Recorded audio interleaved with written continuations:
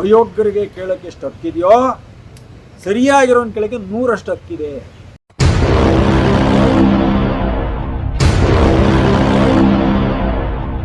ಮನುಷ್ಯ ಕೊಡುವಂಥ ಕಷ್ಟಗಳು ಕ್ಷಣಿಕ.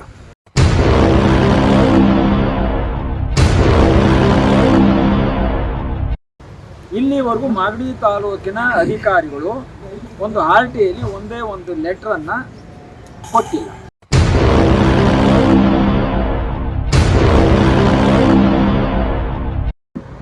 ಹಾಳಾಗೋದನ್ನ ಉದ್ಧಾರ ಮಾಡು, ಅಭಿವೃದ್ಧಿ ಮಾಡು ಅಂತ ಕೇಳ್ತಾ ಇದ್ದೀವಿ. ನಿಮ್ಮನ್ನ ಹಾಳು ಮಾಡಕ್ಕೆ ಯಾರೂ ಬಂದಿಲ್ಲ.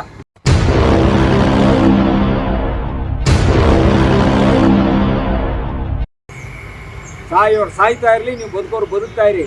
ಕೇಳಿದ್ರೆ ಮಾತ್ರ ಪ್ರಶ್ನೆ ನಿಮಗೆ ಒಂಥರ ಕಾಣ್ತಿದೆ, ಹೌದಾ?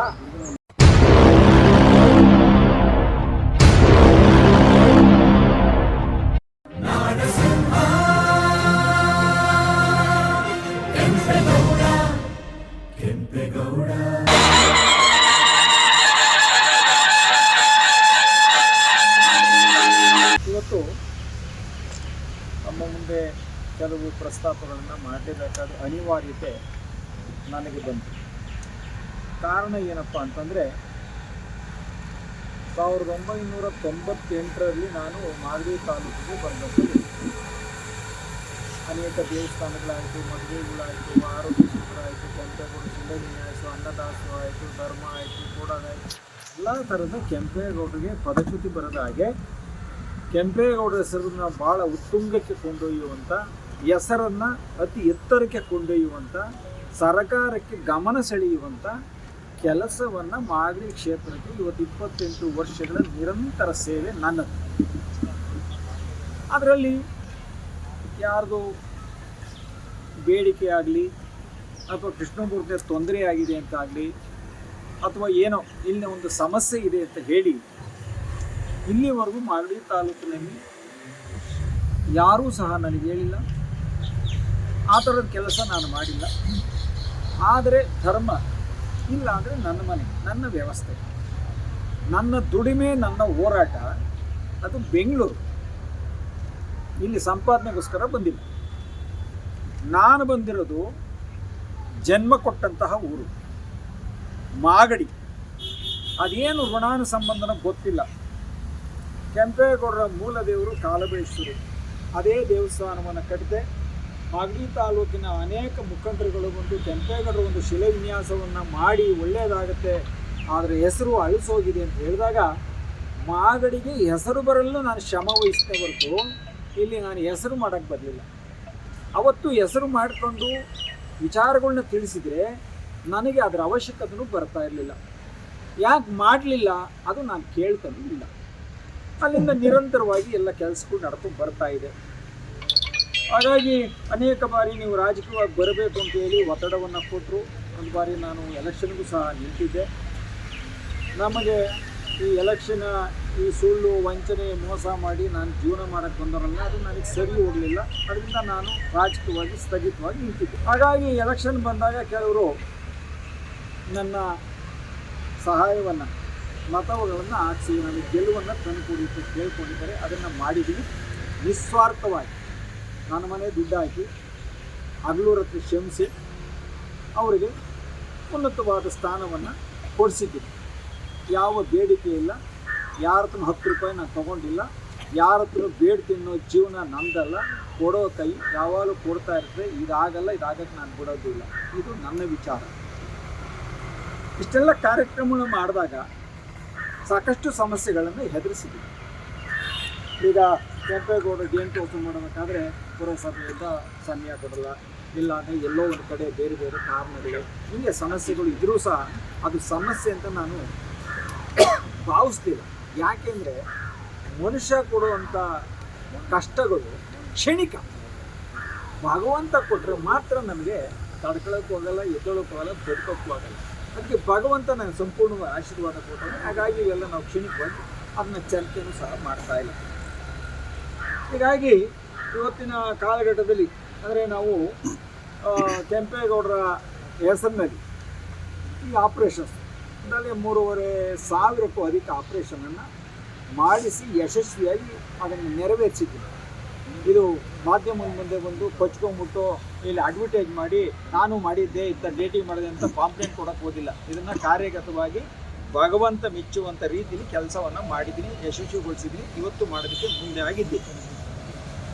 ಇವತ್ತು ಬೃಹತ್ ಆರೋಗ್ಯ ಶಿಬಿರವನ್ನು ಮಾಡಬೇಕು ಅಂತ ಹೇಳಿ ದಿನಾಂಕ 8/2/2026 ಭಾನುವಾರ ಪ್ರಾರಂಭ ಮಾಡಿ 8/3/2020 ಭಾನುವಾರ 5 ಹೋಬಳಿಯಲ್ಲಿ ಅದನ್ನು ಮಾಡಿ ಈ ಬಡವರ ನೋವಿಗೆ ಸ್ಪಂದಿಸಬೇಕು ಅಂತ ಹೇಳಿ ಈ ಕಾರ್ಯಕ್ರಮವನ್ನು ಹಾಕ್ಕೊಂಡಿದ್ದೆ. ಆಗ BO ರವರು ಮಾಡಿ ಅಂತ ಹೇಳಿದ್ರು. ತದನಂತರ ಪಾಂಪ್ಲೆಂಟು, ಇದೊಂದು ಪಾಂಪ್ಲೆಂಟ್ ಹೊಡ್ಸೋಕ್ಕೆ ಕನಿಷ್ಠ ಪಕ್ಷ 4.5 ಲಕ್ಷ ಹಣ ಖರ್ಚಾಯಿತು. ಆಯಿತಾ? ಇದಕ್ಕೆ ಒಂದು ವಾಹನವನ್ನು ತೆಗೆದೆ, ಡಾಕ್ಟರ್ಗಳಿಗೆ ಎಲ್ರಿಗೂ ಅದಕ್ಕೆ ಎಲ್ಲ ಅಮೌಂಟ್ ಕಟ್ಟಬೇಕು. ನಾನು ಎಲ್ಲೆಲ್ಲಿ ಏನು ಕಟ್ಟಬೇಕು, 16 ಲಕ್ಷ ಹಣದ ವ್ಯಯವನ್ನು ಮಾಡಿ ಜನರ ಆರೋಗ್ಯಕ್ಕೆ ಮುಂದಾಗಿದ್ದೀನಿ ಹೊರತು ಇಲ್ಲಿ ಪೈಸಾ ವಸೂಲಿಗೆ ಇಲ್ಲ ಮೋಸ ಮಾಡೋಕ್ಕೆ ಇಲ್ಲ ಸುಳ್ಳು ಹೇಳ್ಬಿಟ್ಟೇನೋ ಪತ್ರಕರ್ತರಿಗೆ ಹೋಗಿ ಒಂದು ಪ್ರಚಾರ ಮಾಡಿ ಅಂತ ನಾನು ಮಾಡಲಿಲ್ಲ. ಅದು ನನ್ನ ಆತ್ಮಸಾಕ್ಷಿಯಾಗಿ ಮಾಡಿದ್ದೀನಿ, ಮಾಡ್ತೀನಿ. ಅದು ನನ್ನ ಮುಂದೆ ಇರುವಂಥ ಸವಾಲು. ಹಾಗಾಗಿ ಈ ಕಾರ್ಯಕ್ರಮಕ್ಕೆ ಕೊನೆ ಹಂತದಲ್ಲಿ BO ಅವರು ನಮಗೆ ಕಾಲಾವಕಾಶ ಕೊಡಲಿಲ್ಲ. ಅದರಿಂದ ನನಗೆ 10 ಲಕ್ಷ ಲಾಸ್ ಆಯಿತು. ನಾನು ಅವ್ರು ಕೊಡಿ ಅಂತ ಕೇಳ್ತಾ ಇಲ್ಲ, ಧರ್ಮ ಮಾಡೋಕ್ಕೆ ಹೋದರೂ ಸಮಸ್ಯೆಗಳು ಎಷ್ಟಿದೆ ಅನ್ನುವಂಥ ವಿಚಾರ ನನ್ನ ಮುಂದೆ ಇದೆ. ಇದು ಬಿಡ, ಇದು ಮುಂದೆ ಮಾಡ್ತೀನಿ. ಎಲ್ಲೂ ಹೋಗೋದ್ರ ಸೇವೆ ಮಾಡೋನಿಗೆ ಆಕಾಶ ನೋಡೋಕ್ಕೆ, ಮುಗುಳು ನೋಡೋಕ್ಕೆ, ಆಕಾಶ ನೋಡೋಕ್ಕೆ ಅದನ್ನು ಕಳ್ಕೊಂಡಾಗೆ ಅವ್ರ ಪ್ರಕಾರ ನೋಡ್ಬೋದು. ಆದರೆ ಆಯಿತು. ಅದಾದ ನಂತರ ಮಾಗಡಿಯಲ್ಲಿ ಕೆಲವು ಬೆಳವಣಿಗೆಗಳು ಸಾಕಷ್ಟು ಆದ. ಯಾವ ಬೆಳವಣಿಗೆಗಳು? ಇವತ್ತು ಗೌರಮ್ಮನ ಕೆರೆ, ಅದು ನಾವು ಸುದ್ದಿ ಮಾಡಿ ಅದನ್ನು ಉಳಿಸ್ಕೋಬೇಕು. ಮಾಗಡಿ ಕ್ಷೇತ್ರದ ಜನರು ಇನ್ನೊಂದು 15 ಆ ಕೆರೆ ಮುಚ್ಚಿಬಿಟ್ರೆ ಒಂದು 30 ವರ್ಷದಲ್ಲಿ ಊರು ಖಾಲಿ ಮಾಡಬೇಕಾಗತ್ತೆ. ಕುಡಿಯೋಕ್ಕೆ ನೀರಿರಲ್ಲ. ಇಲ್ಲಿ ಹುಟ್ಟಿ ಬೆಳೆದಂಥ ಪುಣ್ಯಾತ್ಮರ ಮಣ್ಣಲ್ಲಿ ನೀರಿಗೆ ಹಾಹಾಕಾರ ಬರಬಾರ್ದು ಅಂತ ಹೇಳಿ ನಾನು ಸುದ್ದಿಯನ್ನು ಮಾಡಿದೆ. ಅದನ್ನು ಪತ್ರಿಕಾಗೋಷ್ಠಿನೂ ಮಾಡಿದೆ. ಅದಕ್ಕೆ ಸಂಬಂಧಪಟ್ಟ ಇಲಾಖೆಗಳಿಗೂ ಹೇಳಿದ್ದೀವಿ. ಅದು ಬಂದು ಇದೆಲ್ಲ ಮಾಡುವಾಗ ಇಲ್ಲಿನ ಶಾಸಕರಿಗೂ ಸಹ ಅದು ತಲುಪಿದೆ. ಅದೇ ನಾವೇನು ಕದ್ದು ಮುಚ್ಚಿ ಏನು ಮಾಡಿಲ್ಲ. ಆದರೆ ಅದು ಇವತ್ತು ಸರೋಗಿಲ್ಲ, ಸರಿ ಹೋಗುತ್ತೋ ಇಲ್ಲ ಬೇಡ. ಯಾಕೆಂದ್ರೆ ನಮ್ಮ ವಿಚಾರಗಳು ನಾವು ಮಂಡನೆ ಮಾಡ್ತಾ ಇದ್ವಿ, ಅಲ್ಲಿಂದ ಮುಂದೆ ಹೋಗ್ತಾ ಇದ್ವಿ. ಇಷ್ಟಾದ ನಂತರ ಕೆಂಪೇಗೌಡರ ಕಂದಕಕ್ಕೆ ಹೋದ್ವಿ. ನಾವು ಹೈಕೋರ್ಟಲ್ಲಿ PL ಹಾಕ್ಕೊಂಡ್ವಿ. ಅದು ಈಗ 18ನೇ ತಾರೀಕಿದೆ, ಇದೇ ತಿಂಗಳು. ಅದು ಇನ್ನೇನು ನಡೀತದೆ ನಡೀಲಿ. ಆದರೂ ಇವತ್ತು ನೋಡಿ ಕಾಮಗಾರ ಮಾಡಿ ಆ ರಸ್ತೆ 2 ರಸ್ತೆ ಆದಮೇಲೆ ಇವು ತಿರ್ಗಾ ಒಳಗೆ ಮಣ್ಣು ಸುರಿದು ಅದನ್ನು ಇಟ್ಟಾಕಿ ತಳ್ತಾವ್ರೆ. ಇದು ಮನುಷ್ಯರಾದವ್ರಿಗೆ, ಮಾನವೀಯತೆ ಇರೋರಿಗೆ, ಈ ಮಣ್ಣಿನ ಬಗ್ಗೆ ಏನಾದ್ರು ಕಿಂಚಷ್ಟು ಪ್ರೀತಿ ಇರೋರು ಯಾರೂ ಇಂಥ ಅಯೋಗ್ಯ ಕೆಲಸಗಳನ್ನು ಮಾಡಿಸಲ್ಲ, ಮಾಡೋಕ್ಕೆ ಹೇಳಲ್ಲ, ಅಥವಾ ಮಾಡ್ತಾ ಇದ್ರು ಅದನ್ನು ಮಾಡೋದಕ್ಕೆ ಬಿಡಲ್ಲ. ಇದು ನಾನು ಘಂಟಾಘೋಷವಾಗಿ ಹೇಳ್ತೀನಿ. ಅದು ನನಗನ್ನಿಸಿದೆ, ಅದು ನನ್ನ ನೇರವಾದ ಪ್ರಶ್ನೆ. ಅದಾದ ನಂತರ ಮರಕ್ಕೆ ಹೋದ್ರು, ಅದು ಸ್ಟೇ ತಂದು ಅದು ಸ್ಟಾಪ್ ಆಯಿತು. ಈಗ ಅದಕ್ಕೆ ಏನು ಮಾಡಿದ್ರು, ಈಗ ಒಂದು 22 ಮರ ಕಡಿಬೋದು ಅಂತೇಳಿ ಅದನ್ನು ಅರಣ್ಯ ಇಲಾಖೆ ವ್ಯಾಪ್ತಿಯಲ್ಲಿ ಎಷ್ಟು ಮರ ಕಡಿದಕ್ಕೆ ಪವರ್ ಇದೆ ಅಂದರೆ ಅದಕ್ಕೆ ವಾಸ್ತವವಾಗಿ ಮಾಹಿತಿ ಇದೆ. ತಿರ್ಗಿ ಅದಕ್ಕೊಂದು ಮಾಡಿ ಕೊನೆಗೆ ಒಂದು 20 ಮರನ ಕಡಿದ್ರು. ಅದನ್ನು ಒಂದು ನೋಟಿಸ್ನ ಸಹ ಜಯರಾಮಣ್ಣವ್ರಿಗೆ ಕೊಟ್ಟರು. ನಾವು ಅಂಬೇಡ್ಕರ್ ಭವನ ಕಟ್ತಾ ಇದ್ದೀವಿ, ಈ ಮರ ಕಡಿದ್ರೆ ನೀವು ಅಡ್ಡಿ ಮಾಡಬಾರ್ದು ಅಂತ ಹೇಳಿ ಅವರು ಲೆಟ್ರ್ ಕೊಟ್ಟರು. ನಾವು ಹೇಳ್ದು ಅಂಬೇಡ್ಕರು, ಬಸವಣ್ಣವರು, ಕೆಂಪೇಗೌಡರು ದೇವ್ರಿಗೆ ಸಮಾನ ನಾವು ಯಾವತ್ತೂ ಮಾಡಲ್ಲ. ಒಳ್ಳೆಯ ಕೆಲಸ ನೀವು ಮಾಡಿ, ಬಟ್ ಜಾಗ ಬದಲಾವಣೆ ಮಾಡೋದು, ಯಾವುದನ್ನ ಮಾಡೋಕ್ಕೋಗಿ ಯಾವುದೋ ಸುಳ್ಳು ಹೇಳಿ ನೀವು ಮಾಡೋ ತಪ್ಪಿಗೆ ಇನ್ನೊಬ್ಬರ ಮೇಲೆ ದೂರ ಹೊರಿಸಬಾರ್ದು ಅನ್ನೋದು ನಮ್ಮ ಸ್ಪಷ್ಟವಾದ ಸಂದೇಶ ಆಗಿತ್ತು. ಅದು ಒಂದು ಕಡೆ ಅದು ಆಯಿತು, ಮಾಡ್ತಾಯಿದ್ದೀರಿ. ಈಗ ಏನಾಗಿದೆ, ನಾವೊಂದು ಪ್ರತಿಭಟನೆಯನ್ನು ಮಾಡಬೇಕು. ಯಾಕೆ ಮಾಡಬೇಕು? ಇಲ್ಲಿವರೆಗೂ ಮಾಗಡಿಯಲ್ಲಿ ಯಾವ್ಯಾವ ಕಾಮಗಾರಿಗಳು ಆಗಿದೆ,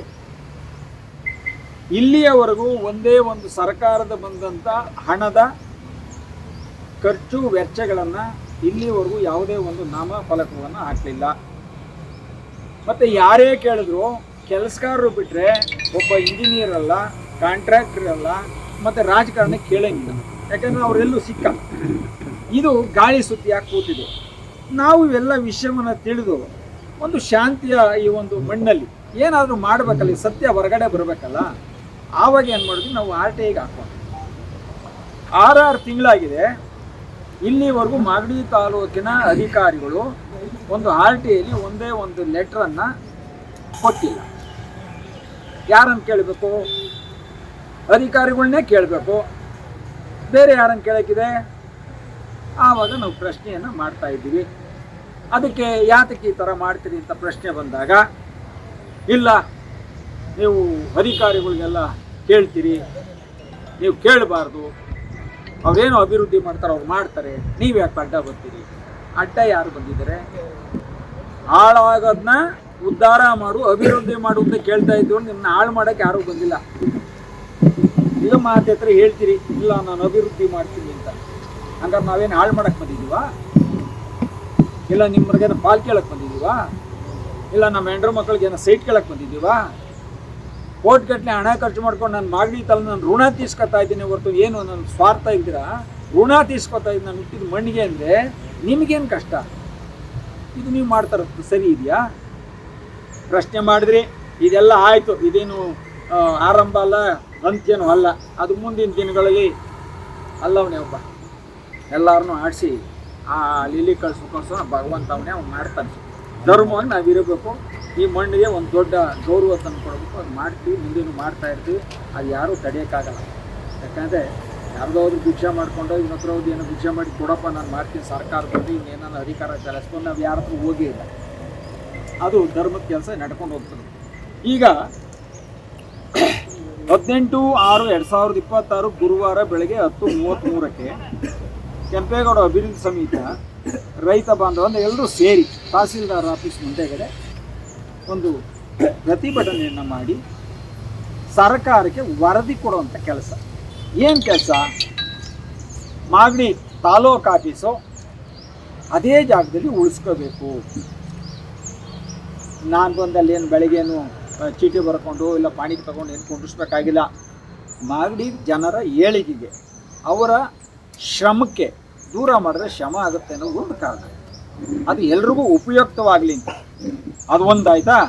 ಎರಡನೇದು, ಈ ನಮ್ಮ ಮಾಗಡಿಲಿ ಫಲವತ್ತಾದ ಮಣ್ಣು, ಬೆಳೆಗಳು ಸಾಕಷ್ಟು ಒಳ್ಳೆ ಬೆಳೆ ಬರ್ತದೆ. ಕುರಿ ಮೇಕೆ ಇರ್ಬೋದು, ಸೊಪ್ಪು ಇರ್ಬೋದು, ಹಣ್ಣುಗಳು ಇರ್ಬೋದು, ತರಕಾರಿ ಎಲ್ಲ ಬರ್ತದೆ. ಅವ್ರಿಗೆ ಇಲ್ಲಿವರೆಗೂ ಒಂದು ಮಾರ್ಕೆಟ್ ಮಾಡಿದ್ದೀರಾ? ಎಷ್ಟು ವರ್ಷ ಆಯಿತು? ಕರ್ಣ ಉದಿಯಾಗಿ 80 ವರ್ಷ ಆಗೋಯ್ತಲ್ಲಪ್ಪ. ಸ್ವತಂತ್ರ ಬಂದು 80 ವರ್ಷ ಆದರೂ ನೀವು ಇವತ್ತು ತರಕಾರಿಲಿ ಆ ಮೂಲೆಯಲ್ಲಿ ಗುಡದಲ್ಲಿ ಆ ರೋಡಲ್ಲಿ ರಸ್ತೆಯಲ್ಲಿ ಗಲೀಜಲ್ಲಿ ನಿಂತ್ಕೊಂಡು ಜೀವನ ಮಾಡ್ತಾರಲ್ಲ, ಅವ್ರಿಗೇನಾದ್ರು ಒಂದು ನೆಲೆ ಮಾಡು ಅಂತ ಕೇಳೋದು ನಮ್ಮ ತಪ್ಪಲ್ಲ. ನೀವು ಮಲಗಿದ್ರೆ ಎಚ್ಚೆತ್ಕೊಂಡು ಆ ಬಡವರಿಗೆ ಒಳ್ಳೇದು ಮಾಡಿ ಅಂತ ನಾವು ಕೇಳ್ತಾ ಇದ್ದೀವಿ. ಎರಡನೇ ಬೇಡಿಕೆನಾ? ಮೂರನೇ ಬೇಡಿಕೆ, ಈ ಒಂದು ಬೆಳೆದಂಥ ಕುರಿ ಮೇಕೆ ಕೋಳಿಗಳನ್ನು ಇವತ್ತು ಮಾಗಡಿ ಟೌನಲ್ಲಿ ಮಾಡ್ತಾಯಿದ್ರು. ಅದು ವ್ಯವಸ್ಥಿತವಾಗಿ ಏನೇನೋ ಸಮಸ್ಯೆಗಳಾಗಿದೆ. ಇದನ್ನು ಬದಲಾವಣೆ ಜಾಗ ಮಾಡಿದ್ದಾರೆ. ಎಲ್ಲಿಗೆ?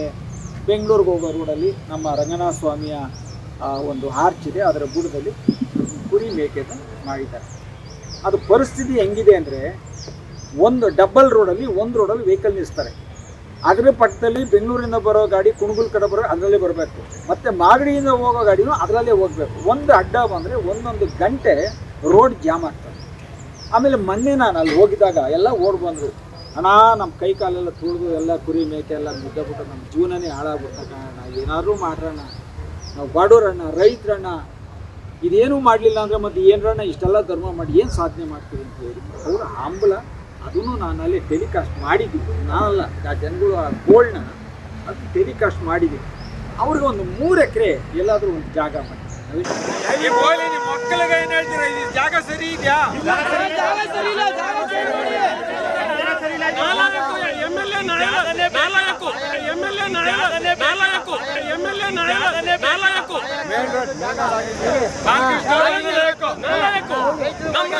ತಾಲೂಕಲ್ಲ, ನೀವೇ ತಾನೇ ಗೆಲ್ಸಿದ್ದು. ಅವಿವೇಕ್ತನ ಮಾಡ್ಕೊಂಬಿಟ್ಟು ಮುಂದೆ ಈ ಕೆಲಸ ಮಾಡಲ್ಲ. ಬರೀ ಸಂತೆನ ಇದು ಒನ್ ವೇ ಮಾಡವ್ರೆ. ಅವ್ರು ಹೋಗೋರು ಬರೋರು ಎಲ್ಲ ಹೋಯ್ತಾರೆ.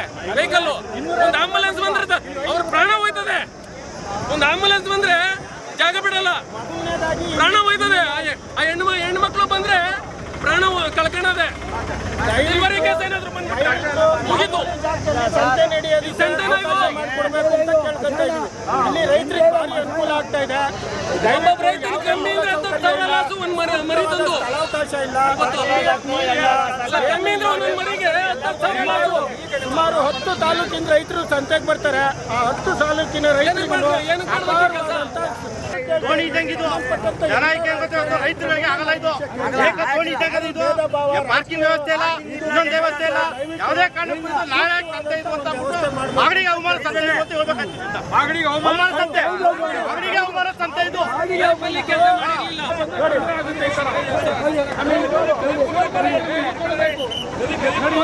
ಮಾಡಿದ್ರೆ ನಾನು ಬರೋ ವಾರ ಸಂತೆನೆ ಅಡ್ಡಾಕ್ಸ್ತೀನಿ. ಪೊಲೀಸು ಸಹಾಯತ ಮಾಡ್ತಿದ್ದಾರೆ, ಇಲ್ಲ ಅಂತ ಇಲ್ಲ. ನೋಡಿ ಟ್ರಾಫಿಕ್ ತುಂಬಾ ಡಿಫಿಕಲ್ಟ್ ಆಗ್ತದೆ ಇಲ್ಲಿ. ನಮ್ಗೆ ಏನಂದ್ರೆ ಮೇಕಾಗೆ ಸೇಲ್ ಮಾಡಕ್ಕೆ ನಮಗೆ ಜಾಗ ಬೇಕು. ಏನಾದ್ರೂ ಮಾಡಿ ಜಾಗ ಕೊಡಿ. ನೋಡಿ ಬರೋರು ತಗೊಳಕ್ಕೆ ಆಗ್ತಾ ಇಲ್ಲ, ಕೊಡೋರು ಕೊಡಕ್ಕೆ ಆಗ್ತಾ ಇಲ್ಲ. ಯಾರೇನು ತಿಳ್ಕೊಂಡ್ಬರಿ ಮಾತಾಡ್ದಂತ ಮಾಡಿ ಕೋಳಿ ಮೇಕೆ ಕುರಿಗಳು ಮಾರಕ್ಕೆ ಒಂದು ಜಾಗ ಮಾಡಿ ಹೇಳಿ. 4ನೇದು ಗೌರಮ್ಮನ ಕೆರೆ, ಸಾಕಷ್ಟು ಹಣ ವ್ಯಯ ಆಗಿದೆ. ಈಗ 29 ಎಕರೆ ಇರುವಂಥ ಕೆರೆ ಇವತ್ತು ಸುಮಾರು ಒಂದು 10 ಎಕರೆಗೆ ಬಂದಿದೆ. ಹೇಳ್ದಾಗೆಲ್ಲ ಇನ್ನೂ ಈಡ್ ಕಟ್ಕೊಂಡು 10 ಅಡಿ 15 ಅಡಿ ಒಳಗೆ ಬಂದು 1 ಎಕರೆ 2 ಎಕರೆ ಒಳಗೆ ತತ್ತಾನೇ ಇದ್ದೀರಿ ಹೊರತು ನೀವು ಹೊರವಲಿಕ್ಕೆ ಇಲ್ಲಿವರೆಗೂ ನೀವು ಒಂದು ಸರ್ವೆ ಮಾಡಲಿಲ್ಲ, ಒಂದು ಬಾಂಧಕ ಮಾಡಲಿಲ್ಲ, ಅದಕ್ಕೊಂದು ಕಾಂಪೌಂಡ್ ಹಾಕಲಿಲ್ಲ. ಓಡಾಡೋ ಜಾಗಕ್ಕೆ ಎಲ್ಲಿ ಚೆನ್ನಾಗೈತೋ ಅಲ್ಲೊಂದು ಬೇಲಿ ಹಾಕ್ತೀರಿ, ಅದಕ್ಕೆ ಬಿಲ್ ಮಾಡ್ತೀರಿ, ಅಭಿವೃದ್ಧಿ ಹೆಸರು ಹೇಳ್ತೀರಿ. ಅದರಿಂದ ಅಭಿವೃದ್ಧಿ ಆಗಿದೆಯಾ? ಖಂಡಿತ ಇಲ್ಲ. ಇದನ್ನು ನಾನು ಘಂಟಾಘೋಷ ಯಾವತ್ತು ಬೇಕಾದ್ರೂ ಹೇಳ್ತೀನಿ. ಅದಕ್ಕೆ ನಾನು ಬದ್ಧನಾಗೋ ಸಿದ್ಧಿ. ಸತ್ಯ ಹೇಳೋಕ್ಕೆ ಯಾರಿಗೂ ಹೆದರಬೇಕಾದ ಅವಶ್ಯಕತೆ ನನಗಿಲ್ಲ. ಇದು 4ನೇದು. 5ನೇದು ಇವಾಗ ಮಂಚಿನ ಬೆಲೆ, ಅಂದರೆ ನಮ್ಮ ತಿಪ್ಕೊಂಡೊಳ್ಳಿಂದ ಮಂಚಿನ ಬೆಲೆ ನೀರು ಬರ್ತಾ ಇದೆ. ಅದು ಕಲ್ಮಶ ನೀರು. ಅಲ್ಲಿ ನಮ್ಮ ಇರೋಂಥ ಕೆಂಪೇಗೌಡರು ಹೇಳಿದ್ರು ಎಲ್ಲ ಪಗಡ ಬರ್ತದೆ, ಕುಡಿಯೋಕ್ಕೂ ಆಗಲ್ಲ. ಈ ಥರ ಆಗಿದೆ ಪರಿಸ್ಥಿತಿಯಿಂದ ಇದನ್ನು ಸರ್ಕಾರದ ಗಮನಕ್ಕೆ ತಂದು ಒಂದು ಉತ್ತಮವಾದ ಕುಡಿಯುವ ನೀರಿನ ವ್ಯವಸ್ಥೆಯನ್ನು ಮಾಡಲಿ ಸರ್ಕಾರ ಅನ್ನೋದು ನಮ್ಮ ವಿಚಾರ. ನಾವು ಇಲ್ಲಿ ಬಾಲಕೃಷ್ಣ ಅವ್ರು ಯಾಕೆ ಮಾಡಿಲ್ಲ, ನಾವು ಯಾಕೆ ಕೇಳ್ತಾ ಇದ್ದೀವಿ ಅಂತ ನಾವು ಮಾಡಿಲ್ಲ. ಒಂದು ಹಕ್ಕನ್ನು ಸರ್ಕಾರಕ್ಕೆ ಕೊಡುವಂಥ ಕೆಲಸ ನಾವು ಮಾಡ್ತಾ ಇದ್ದೀವಿ. 6ನೇದು ಇವತ್ತು ನಮ್ಮ ಮಾಗಡಿ ಇಷ್ಟು ವರ್ಷ ಆಗಿದೆ. ಇಂಥ ಪುಣ್ಯ ಭೂಮಿಲಿ ಕಾರ್ಮಿಕರಿಗೆ ಒಂದೇ ಒಂದು ಯಾವುದಾದ್ರು ಉದ್ಯೋಗ ಮಾಡೋಂಥ ಜಾಗ ಮಾಡಿದ್ದೀರಾ? ಕೈಗಾರಿಕೆ ಮಾಡಿದ್ದೀರಾ? ಇಲ್ಲ. ಯಾಕೆ ಮಾಡಲಿಲ್ಲ? ಯಾಕೆ ಮಾಡಿಲ್ಲ ಸ್ವಾಮಿ? ನೀವು ಸಾಯೋರು ಸಾಯ್ತಾ ಇರಲಿ, ನೀವು ಬದುಕೋರು ಬದುಕ್ತಾ ಇರಿ. ಕೇಳಿದ್ರೆ ಮಾತ್ರ ಪ್ರಶ್ನೆ ನಿಮಗೆ ಒಂಥರ ಕಾಣ್ತದೆ. ಹೌದಾ? ಇದು ನಮ್ಮ ಪ್ರಶ್ನೆ. ನಿಮ್ಗೆ ಹೆಂಗೆ ಅನಿಸ್ತಾ ಗೊತ್ತಿಲ್ಲ. ನಾವು ನೇರವಾಗಿ ಇರೋದಂತ ನೇರವಾಗಿ ಹೇಳೋದಕ್ಕೆ ಯಾವತ್ತೂ ಎದೆಗುಂದಿಲ್ಲ. ಅದು ನೇರವಾಗಿ ತಿಳಿಸ್ತೀವಿ. ಹಾಗೆ ಬಗರು ಸಾಗಾವಳಿ, ರೈತರಿಗೆ ಅಕ್ರಮಗೊಳಿಸುವ ಸಾಗಾವಳಿ, ಯಾವ ಒಂದು ಕೆಲಸಗಳು ಆಗ್ತಾ ಇಲ್ಲ. ಅದನ್ನು ಕೆಲವು ಅದಕ್ಕೆ ಸಂಬಂಧಪಟ್ಟರು ಆಗಿದೆ ಅಂತಾರೆ, ಕೆಲವು ಜನ ಆಗಿಲ್ಲ ಅನ್ನೋ ಕೂಗು ಜಾಸ್ತಿ ಇದೆ. ಅದನ್ನು ರೈತರಿಗೆ ಮಾಡಿಕೊಡಿ. ಮತ್ತು ಬಿಡದಿ ಆ ಕುಂಚಗಾರನಲ್ಲಿ ರೈತರದು ಸಮಸ್ಯೆ ಇದೆ. ರೈತರು ಜಮೀನು ತಗೋವಂಥದ್ದು. ರೈತರೇ ದೇಶದ ಬೆನ್ನೆಲುಬು ಅಂತೇಳಿ ದೇಶದ ಬೆನ್ನೆಲುಬಾಗಿ ನಿಂತು ಎಲ್ಲ ಪ್ರತಿಭಟನೆ ಎಲ್ಲವನ್ನು ಮಾಡುವಂಥ ನೀವುಗಳು ರೈತರಿಗೆ ಒಂದು ಆದ್ಯತೆನ ಕೊಡಿ. ಅವ್ರಿಗೆ ಆ ಭೂಮಿ ಕಿತ್ಕೊಂಡ್ರೆ ಕಣ್ಣೀರು ಶಾಪ ಇರ್ತದೆ.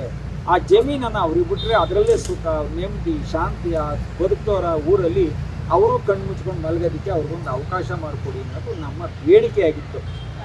ಆಮೇಲೆ ಕೂಟ್ಕಲ್ಲು ಹೋಬಳಿ ಕಲ್ಲುಗುಡು ಅಂತ ಪ್ರಚಾರವಾಗಿ ಕೃಷಿ ಕುಡಿಯುವ ನೀರು ಯಾವುದೇ ಜಲ ಮೂಲಗಳಿಲ್ಲದ ಕಾವೇರಿ ಜಲಾಶಯದಿಂದ ಈ ಹೋಬಳಿ ಕಾವೇರಿ ನೀರು ಹರಿಸಲು ಸರ್ಕಾರ ಅಗತ್ಯ ಕ್ರಮ ಕೈಗೊಳ್ಳಬೇಕೆಂದು ಒತ್ತಾಯ. ಇದು ತಾಲೂಕಿಗೆ ಏನೇನು ಅನಾನುಕೂಲಗಳಿದೆ ಅದಕ್ಕೆ ಒಂದು ಒತ್ತಾಯ. ನಮ್ಮಿಂದ ಈ ಥರ ಮಾಡಿದ್ರೆ ಒಂದು ಅನುಕೂಲ ಆಗುತ್ತೆ. ಆಯಿತು. ಸ್ವಾತಂತ್ರ್ಯ ಬಂದು 80 ವರ್ಷ ಕಳೆದರೂ ತಾಲೂಕು ಹಿಂದುಳಿದ ಜೀವಂತ ಸಾಕ್ಷಿಯಾಗಿದೆ. ಇಡೀ ರಾಜ್ಯಕ್ಕೆ 224 ಕ್ಷೇತ್ರಗಳು ಅಭಿವೃದ್ಧಿ. ಬಿಜಾಪುರ, ಕಲಬುರಗಿ, ರಾಯಚೂರು, ಬಳ್ಳಾರಿ ಇವೆಲ್ಲ ಕಡೆ ಅಭಿವೃದ್ಧಿ ಆಗ್ತದೆ. ಈ ಕೂಗಳದೇ ಇರುವಂಥ ಈ ಬೆಂಗಳೂರು ಕರೆದಂಥ ಮಾಗಡಿ ಹಿಂದುಳಿದ ಜಿಲ್ಲೆ ಯಾಕಾಯಿತು? ಯಾರು ಮಾಡಿದ್ರು? ನಾವೆಲ್ಲ ಮಾಡಿದ್ವಾ? ಯಾರು ಮಾಡೋದು ಸ್ವಾಮಿ? ಈ ನಾಡನ್ನ ಆಳ್ವಿಕೆ ಮಾಡ್ತಾ ಇದ್ರಲ್ಲ ನೀವು, ನಾಯಕರುಗಳು ಮಾಡಿರೋದು, ಹಿಂದುಳಿದ ತಾಲೂಕಾಗಿ ನಾವೆಲ್ಲ ಮಾಡಿರೋದು. ಅದನ್ನು ಕೇಳಬಾರ್ದ? ಅದನ್ನು ಕೇಳಿದ್ದೀವಿ. ಆಮೇಲೆ ಕೆಂಪೇಗೌಡರ ಕೋಟೆ ಸುತ್ತಲ ಇತಿಹಾಸ ಕಂದಕವನ್ನು ಮುಚ್ತಾನೇ ಇರ್ತೀನಿ. ಒಂದೊಂದು ದಿನ ಹಾಸಿಗೆ, ಮಣ್ಣು, ಕಟ್ಟಡ ಹೊಡೆದಿದ್ದು, ಕಲ್ಲು ಮಣ್ಣು ಹಾಕೊಂಡು 3 ಭಾಗ ಆಗೋದು. ಇನ್ನೊಂದು ಭಾಗಕ್ಕೆ 1.5 ವರ್ಷ ನಾನು ಶ್ರಮ ಪಡ್ತಾ ಇದ್ದೀನಿ. ಕೋರ್ಟಲ್ಲಿ ಇವತ್ತು 18/6/2026 ಹೈಕೋರ್ಟ್ ಇದೆ. ಅಷ್ಟರೊಳಗೆ ಅದನ್ನು ನಿರ್ನಾಮ ಮಾಡಬೇಕು ಅಂತ ಹೇಳಿ ರಸ್ತೆ ಹೆಸರಲ್ಲಿ ರಸ್ತೆ ಕಳೆದು ಅದರ ಒಳಭಾಗಿರೋ ಕಂದಕ ಮುಚ್ತಾ ಇದ್ದೀರಲ್ಲ, ನಿಮಗೆ ಮನುಷ್ಯತ್ವ ಇದೆಯಾ ಅನ್ನುವಂಥ ನೇರ ಪ್ರಶ್ನೆ ನಂದು. ಮನುಷ್ಯತ್ವ ಇದೆಯಾ ನಿಮಗೆ? ಈ ಮಣ್ಣಿನ ಬಗ್ಗೆ, ಕೆಂಪೇಗೌಡರ ಬಗ್ಗೆ, ಕೆಂಪೇಗೌಡರ ನಾಡಿನ ಬಗ್ಗೆ ಇಲ್ಲ. ಇದು ನಿಮಗೆ ಸರಿ ಅಂತ ಅನಿಸ್ಬೋದು, ಆದರೆ ಯಾರಿಗೂ ಇದು ಸರಿ ಅಂತ ಅನಿಸಿಲ್ಲ. ಇದನ್ನು ನಾವು ಪ್ರಶ್ನೆ ಮಾಡ್ತಾ ಇದ್ದೀವಿ ಅಷ್ಟೇ. ಹಾಗೆ ಮಾಗಡಿ ಹೃದಯ ಭಾಗದಲ್ಲೂ ಅಮೂಲ್ಯವಾದ ಭೂಮಿಯನ್ನು ಕಾಂಗ್ರೆಸ್ ಭವನ ಟ್ರಸ್ಟ್ಗೆ ನೀಡಿರುವುದು ಹಿಂಪಡೆಯಬೇಕು.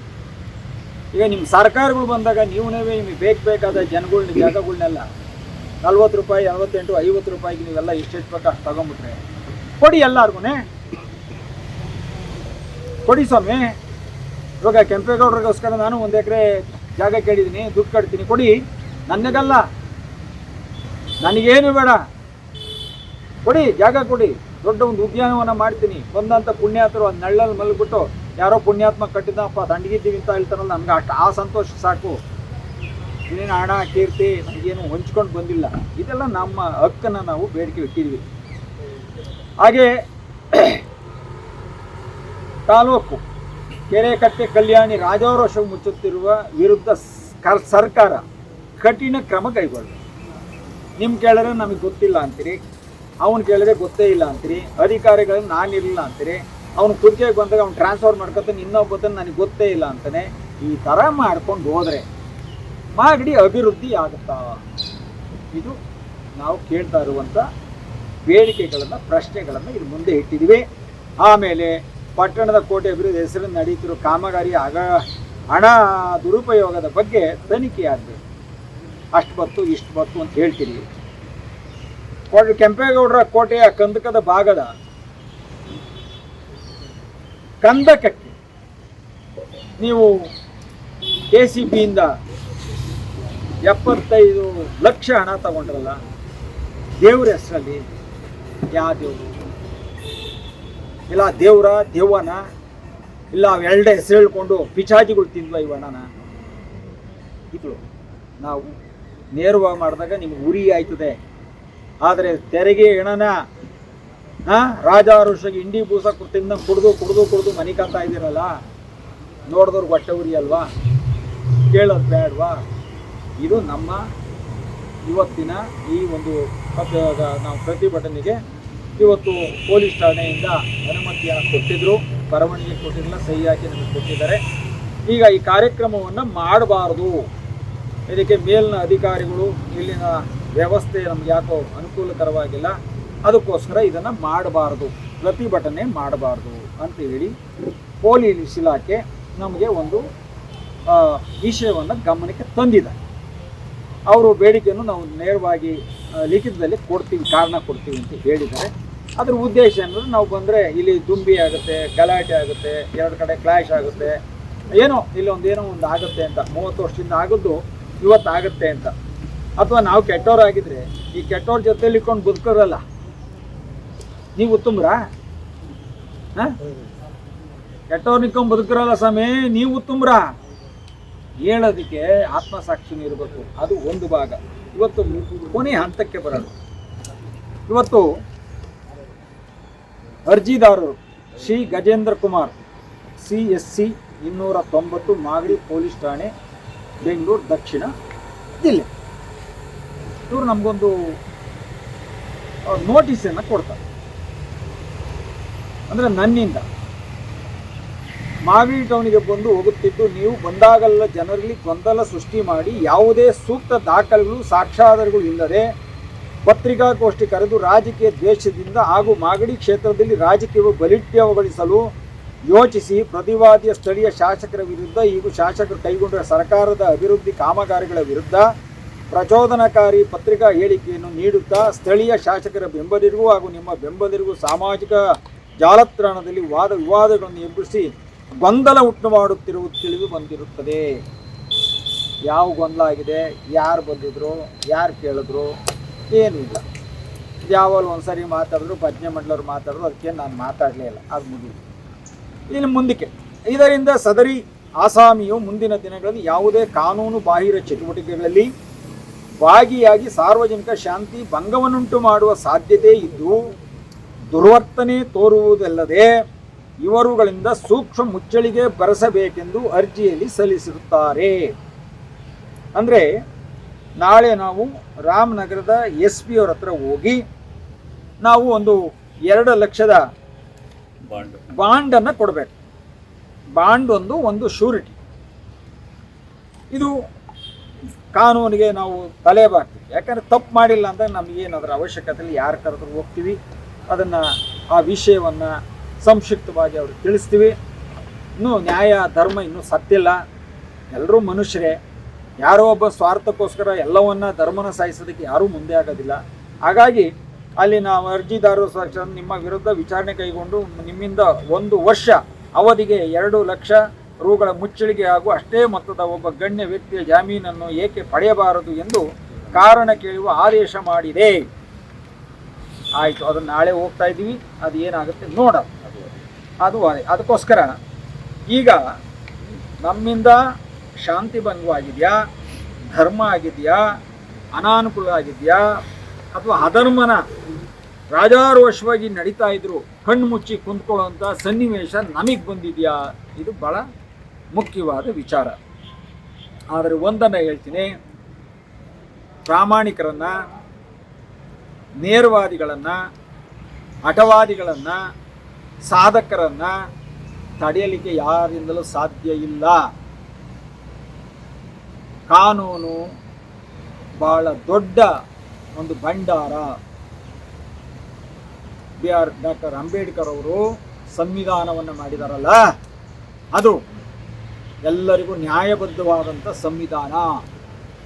ಅದರಲ್ಲಿ ಅಯೋಗ್ಯರಿಗೆ ಕೇಳೋಕ್ಕೆ ಎಷ್ಟು ಹಕ್ಕಿದೆಯೋ ಸರಿಯಾಗಿರೋನ್ ಕೇಳೋಕ್ಕೆ 100ರಷ್ಟು ಹಕ್ಕಿದೆ.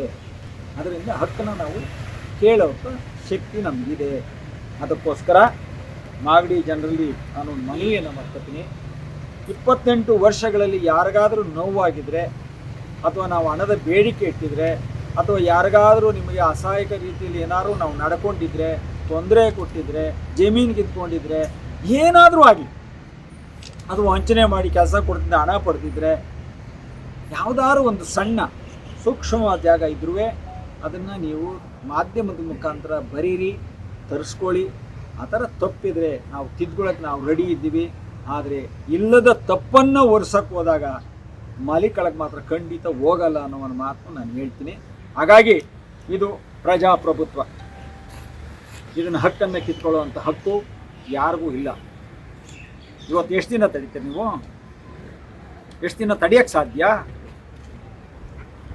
ಹಂಗಾರೆ ನೀವೇನು ಪರ್ಮನೆಂಟಾಗಿ ಏನನ್ನ 300 ಅಡಿಯಿಂದ ಏನೋ ಪಾಯ ಕಟ್ಕೊಂಡು ಬಂದುಬಿಟ್ಟಿದ್ರೆ ಭದ್ರಾಗಿ ನಿಂತ್ಕೊಳ್ಳೋಕ್ಕೆ? ಏನೂ ಇಲ್ಲ. ಎಲ್ಲರಿಗೂ ಕೊಟ್ಟಿರೋ ಜೀವನ ಅಲ್ಪಾವಧಿ ಜೀವನ ಭಗವಂತ ಕೊಟ್ಟಿರೋದು. ಆ ಅಲ್ಪಾವಧಿಲಿ ಯಾಕಯ್ಯ ಇವೆಲ್ಲ ಬದುಕಿದ್ರು? ಈ ಬದುಕೆಲ್ಲ ಶಾಶ್ವತವಾಗಿ ಉಳಿಯಲ್ಲ. ಧರ್ಮ ಉಳಿತದೆ, ಅದು ಶಾಶ್ವತವಾಗಿ ನಿಲ್ತದೆ. ಇವತ್ತು ಕೆಂಪೇಗೌಡರ ಶಿಲೆಯನ್ನು ನಾನು ಆರೋಗ್ಯ ಇಲ್ಲದಂಥ ಸಂದರ್ಭದಲ್ಲಿ ಅದನ್ನು ನಮ್ಮ ಲಾಯರು ಅಯೋಗ್ಯರು ಈ ಬುಕ್ಕಾಗಿ ಅದನ್ನು ನಮ್ಮ ವ್ಯವಸ್ಥೆನ ಹಾಳು ಮಾಡಿದ್ವಿ. ಮತ್ತೆ ನಾವು ಹೈಕೋರ್ಟಿಗೆ ರಿಟರ್ನ್ ಹಾಕಿ ಇದು ಅದೇ ಸ್ಥಾನಕ್ಕೆ ಅದೇ ಜಾಗದಲ್ಲಿ ತಂದು ಪ್ರತಿಷ್ಠಾಪನೆ ಮಾಡಬೇಕು. ಇವರು ಕೊಟ್ಟಂಥ ದಾಖಲೆಗಳು ಪರಿಪೂರ್ಣವಾಗಿಲ್ಲ. ನಮ್ಮ ಲಾಯರ್ ಅವರು ಮಾಡಿರೋಂಥ ತಪ್ಪಿಗೋಸ್ಕರ ಇದನ್ನು ವಿಮರ್ಶನೆ ಮಾಡಬೇಕು ಅಂತೇಳಿ ಕೇಸ್ ನಂಬರು 15,573/26 ಅದನ್ನು ಒಂದು ದಾವಿಯನ್ನು ಹೂಡಿದೆ. ಮೊನ್ನೆ ದಿವಸ ಒಂದು ಆದೇಶ ಬಂದಿದೆ. 30 ದಿನಗಳ ಒಳಗೆ ಕೆಂಪೇಗೌಡರ ಶಿಲೆ ವಿನ್ಯಾಸದ ಪ್ರತಿ ಒಂದು ಕೆಲಸನೂ ಪೂರ್ಣಗೊಳಿಸಬೇಕು. ಆ ಪೂರ್ಣಗೊಳಿಸಿದ ಕಾರ್ಯಕ್ರಮಕ್ಕೆ ಪುರಸಭೆ ಅಧಿಕಾರಿಗಳು ಮತ್ತು ಕೆಂಪೇಗೌಡ ಅಭಿವೃದ್ಧಿ ಸಮಿತಿ ಅಧ್ಯಕ್ಷರಾದ HM ಕೃಷ್ಣಮೂರ್ತಿಯವರ ಮಾರ್ಗದರ್ಶನದಲ್ಲಿ ನಾವು ಹೇಳಿದ ದಿನಾಂಕದಲ್ಲಿ ಅದನ್ನು ಪೂಜೆ ಶಾಸ್ತ್ರವಾಗಿ ನೆರವೇರಿಸಬೇಕು ಅಂತೇಳಿ ಕೋರ್ಟ್ ಸ್ಪಷ್ಟವಾದ ಆದೇಶ ಆಗಿದೆ. ಇನ್ನು ಪ್ರತಿ ಬಂದಿಲ್ಲ. ಅದು ಇನ್ನು ನಾವು 30 ದಿನದೊಳಗಡೆ ಎಲ್ಲ ಅದು ಮುಗಿದ ನಂತರ ಅದಕ್ಕೆ ಒಂದು ಒಳ್ಳೆಯ ಮುಹೂರ್ತವನ್ನು ನೋಡಿ ಅದಕ್ಕೆ ಮತ್ತೆ ಕೆಂಪೇಗೌಡರಿಗೆ ಯಾರ್ಯಾರು ಅದಕ್ಕೆ ಅಪವಿತ್ರ ಆಗಿದೆ ಅದನ್ನು ಪವಿತ್ರಗೊಳಿಸಿ ಮತ್ತೆ ಆ ಕೆಂಪೇಗೌಡರ ಒಂದು ಆಶೀರ್ವಾದ, ಅದೊಂದು ಶಿಲೆ ಮತ್ತು ಅದರ ಒಂದು ವೈಭವ ಅದು ಮಾಗಡಿಯಲ್ಲಿ ಮತ್ತೆ ಸ್ಥಿರವಾಗಿ ಅದು ಬೆಳಕನ್ನು ಕೊಡ್ತದೆ ಅನ್ನೋದು ಮಾತನ್ನು ಹೇಳ್ತೀನಿ. ನಮಸ್ಕಾರ. ಆತ್ಮೀಯ ಪತ್ರಕರ್ತ ಬಂಧುಗಳೇ, ಭಾಳ ಸುದೀರ್ಘವಾಗಿ ನಡೆದಂಥ ಈ ಪತ್ರಿಕಾಗೋಷ್ಠಿಯಲ್ಲಿ ತಾಳ್ಮೆಯಿಂದ ಕುಳಿತು ನಮ್ಮ ಗೋಷ್ಠಿಗೆ ಸಹಕಾರ ಮಾಡಿದಂಥ ಎಲ್ಲ ಮಾಧ್ಯಮದ ಸ್ನೇಹಿತರಿಗೆ ಅತ್ಯಂತ ಹೃದಯಪೂರ್ವಕವಾಗಿ ವಂದನೆ ಸಲ್ಲಿಸ್ತೀನಿ. ನಮಸ್ಕಾರ. ಯಾರು ಜನ ಬೇಕಾರಪ್ಪ ಇದು